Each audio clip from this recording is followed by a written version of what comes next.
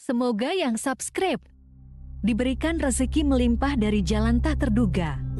Dan yang like komen, dimudahkan jalannya menuju surga di hari akhir nanti. Siapa yang tak mendengar nama Qorun? Dia adalah seorang sosok kaya raya di zaman Nabi Musa yang namanya melegenda hingga sekarang.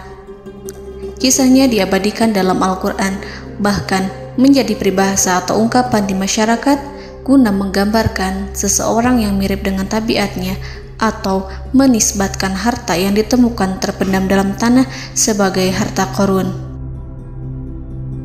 Qorun adalah miliarder kaya raya yang hidup sejaman dengan Nabi Musa.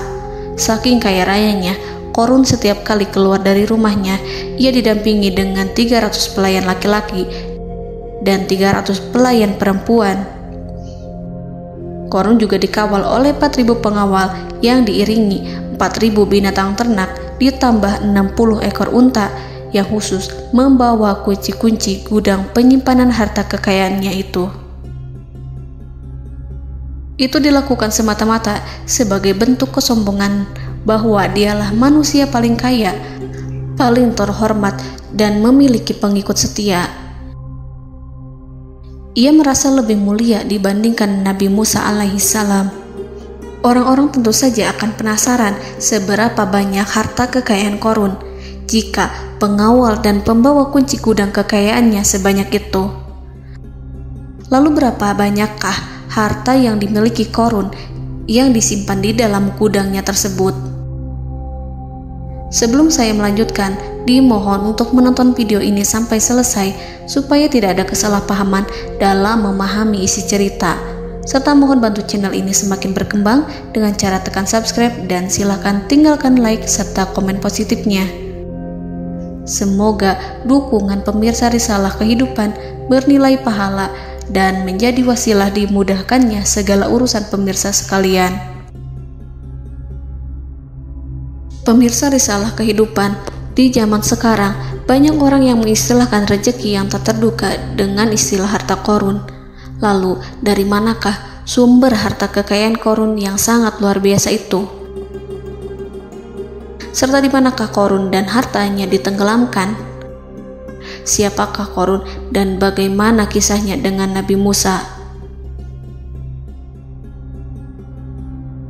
Qorun merupakan kaum Nabi Musa alaihissalam. Disebutkan oleh Ibnu Jurayj, nama lengkap Qorun adalah Qorun ibnu Yashar, ibnu Qahis, ibnu Lawi, ibnu Yakub.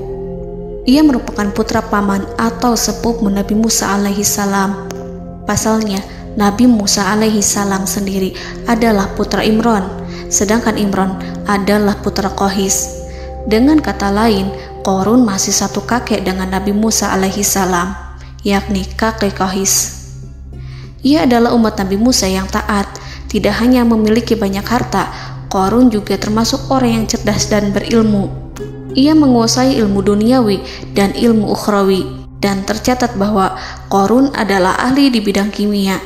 Dirinya tercatat sebagai ahli kitab Taurat setelah Nabi Musa.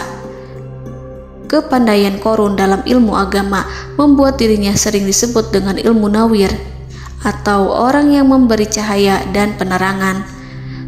Suaranya terkenal merdu dalam membaca kitab Taurat. Selain itu, Qorun juga lihai dalam berbisnis. Ia mengetahui trik investasi yang menguntungkan, serta jalur perdagangan internasional yang strategis di zamannya. Kekayaan Qorun begitu banyak, sebagaimana tercatat dalam surat Al-Qasas ayat 76. Sesungguhnya Qorun termasuk kaum Musa, tetapi dia berlaku aniaya terhadap mereka. Kami menganugerahkan kepadanya perbendaharaan harta yang kunci-kuncinya sungguh berat dipikul oleh sejumlah orang-orang yang kuat. Dalam riwayat Kaisamah disebutkan, kunci gudang kekayaan Qorun dibutuhkan 60 bigol atau sejenis kuda kecil. Ukuran kuncinya sebesar jari, bahannya terbuat dari kulit, dan setiap kunci digunakan untuk satu gudang. Maka keluarlah Qorun kepada kaumnya dalam kemegahannya. Para ulama tafsir menjelaskan Qarun keluar dengan mewah diiringi dengan 300 gadis berbaju merah dan 4.000 kendaraan kuda. Tak heran, iring-iringan Qarun itu mengundang decak kagum mereka yang gandrung terhadap harta kekayaan. Sebagaimana yang terekam dalam ayat Al-Quran, moga-moga kiranya kita mempunyai seperti apa yang telah diberikan kepada Qarun. Sesungguhnya ia benar-benar mempunyai keberuntungan yang besar. Quran Surat Al-Qasas ayat 79. Namun tak sedikit kaumnya yang mengingatkan. Ingatlah ketika kaumnya berkata kepadanya, janganlah engkau terlalu bangga, sesungguhnya Allah tidak menyukai orang-orang yang terlalu membanggakan diri atau farihin. Ulama menafsirkan istilah farihin di sana juga berarti takabur, zolim, berbuat kerusakan, arogan, dan tak mau bersyukur terhadap nikmat. Qarun dikisahkan memiliki ribuan kuda yang berisikan emas dan perak. Bila keluar rumah, Qarun selalu berpakaian mewah dan dikawal 600 pelayan dan diiringi 4.000 ekor kuda serta 60 ekor unta yang membawa kunci-kunci gudang kekayaannya. Namun, sayangnya Qarun kemudian membangkang pada Nabi Musa dan menjadi pengikut setia Fir'aun. Mengenai dari mana asal-usul kekayaan Qarun, ada beberapa riwayat yang memberitahukan tentang asal-usul kekayaan Qarun. Sumber pertama menyebutkan bahwa jauh sebelum memiliki kekayaan, Qarun hanyalah seorang lelaki miskin yang tidak mampu menafkahi keluarganya. Anaknya sangat banyak. Lalu suatu ketika Qarun datang kepada Nabi Musa. Ia meminta Nabi Musa alaihi salam untuk mendoakannya agar Allah memberikan harta benda yang banyak. Qarun juga meminta Nabi Musa mengajarinya ilmu kimia dan ilmu-ilmu kehidupan lainnya. Qarun dikenal sebagai orang yang soleh dan mengikuti ajaran Ibrahim dengan baik, sehingga tanpa pikir panjang, Nabi Musa alaihi salam menyetujui permintaannya. Allah Subhanahu wa ta'ala mengabulkan doa Nabi Musa. Qarun diberikan kecerdasan luar biasa dan menguasai ilmu yang telah diajarkan kepadanya. Qarun menguasai teori dan praktik pembuatan emas permata dan beragam perhiasan mewah lainnya. Ia juga pakar dalam ilmu arsitektur, rancangan bangunan, penataan kota, dan lain sebagainya. Tidak lama setelah itu, hidupnya berubah. Qarun pun hidup dengan bergelimbang harta. Ribuan gudang yang dimilikinya penuh dengan emas dan perak. Namun, sayangnya, keberuntungan yang didapatkannya membuatnya gelap mata. Qarun mulai hidup dengan penuh pamer, keangkuhan, dan penuh kesombongan. Kekayaan yang diberikan Allah Subhanahu wa ta'ala membuatnya lupa dengan Sang Maha Pemberi. Qarun merasa lebih terhormat dan mulia dibandingkan Nabi Musa. Ia pun akhirnya membelot dan durhaka pada Musa. Ia mengingkari janji-janjinya dulu dan beralih menjadi pengikut Fir'aun yang setia. Loyalitas Qarun terhadap Fir'aun membuatnya diangkat menjadi kepala mandor yang membawahi ribuan pekerja. Dikisahkan bahwa Qarun bersikap semena-mena terhadap para pekerja. Ia tega memotong upah mereka. Ia melakukan korupsi demi membangun istana dan kemegahannya sendiri, dan untuk membangun gudang-gudang penyimpanan harta yang telah ia kumpulkan jauh-jauh hari. Ketika datang perintah zakat, Nabi Musa alaihi salam pergi menemui Qarun dan memerintahnya mengeluarkan zakat sebesar 1 dinar dari setiap 1000 dinar hartanya, 1 dirham dari setiap 1000 dirham, 1 kambing dari setiap 1000 kambing, dan seterusnya. Setelah Qarun menghitung seluruh hartanya, ternyata jumlah zakatnya sangat besar. Kekikirannya pun mulai menghalangi hatinya untuk mengeluarkan zakat. Qarun enggan membayar zakat ketika Nabi Musa alaihissalam menagih zakat yang diperintahkan oleh Allah untuk ditunaikan olehnya. Ketika Qarun dimintai zakat, ia langsung marah dan tidak memberikan sedikit pun kekayaannya. Dia berpikir bahwa harta kekayaan yang dimilikinya didapat dari hasil kerja dan usahanya, dan tidak ada kaitannya dengan siapapun, termasuk Allah Subhanahu wa Ta'ala. Janji Qarun untuk lebih taat beribadah dan membantu sesama jika diberi kekayaan oleh Allah dilupakannya. Dia mempergunakan kekayaannya tersebut dalam kesesatan, kezoliman, dan permusuhan, sehingga membuatnya menjadi sombong dan terlena. Orang-orang beriman pada masa itu sering menasihati Qarun untuk bersyukur atas nikmat yang telah Allah berikan, tetapi dia tidak mengindahkan nasihat tersebut. Dari sikapnya tersebut sudah jelas bahwa Qarun tidak membutuhkan nasihat kebenaran, bahkan merasa tidak takut dengan ancaman Allah. Sebab Qarun merasa sudah memiliki segalanya. Qarun merasa dirinya hebat dan pintar serta punya banyak pengikut setia, punya banyak pengawal dan merasa aman karena dekat dengan Raja Fir'aun.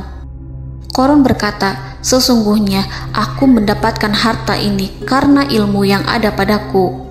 Qarun sangat sombong. Ia merasa hartanya didapatkannya sendiri tanpa campur tangan dan kehendak Zat yang Maha Kaya, yakni Allah Subhanahu wa Ta'ala.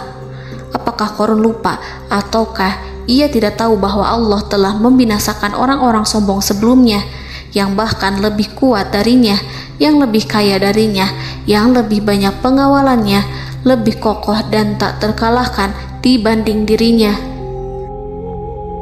Karena terdorong sifat kikir dan angkuh, maka Qarun membuat rencana untuk melakukan tipu daya agar dia terlepas dari kewajiban membayar zakat. Dia ingin menjatuhkan nama baik dan citra baik Nabi Musa. Kemudian dia mengumpulkan tokoh-tokoh konglomerat Bani Israel. Ia berkata kepada mereka, "Wahai saudara-saudaraku, terhadap apa yang diperintahkan Musa untuk membayar zakat, apakah kalian akan mematuhinya? Sekarang dia hendak mengambil harta yang ada di tangan kalian, maka pikirkanlah suatu cara untuk menghindari perintahnya." Para pembesar-pembesar yang dipanggil kemudian menjawab, "Wahai paduka Qarun, engkau lebih besar daripada kami. Kami akan melakukan apapun yang kau inginkan." Qarun berkata, "Datangkanlah kepadaku wanita cantik. Aku akan memberinya hadiah besar jika ia berhasil menggoda dan memfitnah Musa." Ketika wanita cantik yang diinginkannya datang, Qarun memberikan kepadanya uang muka sebagai jaminan. Ia akan membayarkan seluruh yang dijanjikannya ketika berhasil menjalankan misinya. Bukan hanya itu, Qarun pun berjanji akan menjadikan wanita ini sebagai istrinya.